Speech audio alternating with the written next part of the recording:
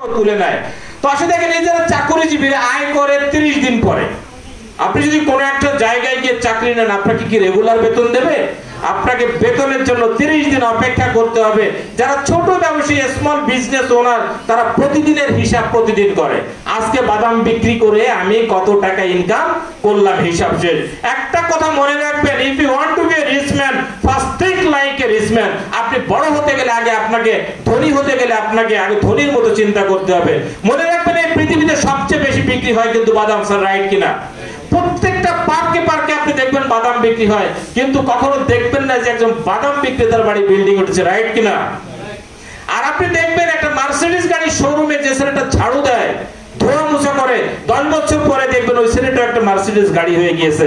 সুতরাং আপনাকে বড় চিন্তা ভাবনা করতে হবে।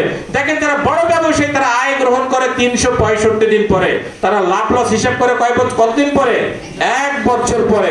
যারা ইনভেস্টর, তারাও তাদের আয় গ্রহণ করে 365 দিন পরে। দেখেন যারা এই ডান পাশে যারা আছে, বিগ বিজনেস ওনার এবং ইনভেস্টর, এরা সফলতার জন্য নেটওয়ার্ক তৈরি করে এবং বাম পাশের লোক দিয়ে কাজ করায়। যেমন একজন গার্মেন্টস এর মালিক, সে কি নিজে কাজ করে নাকি লোক দিয়ে কাজ করায়?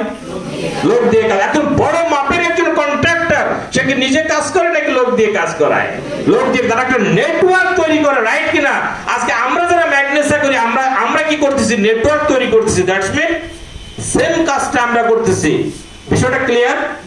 ওকে।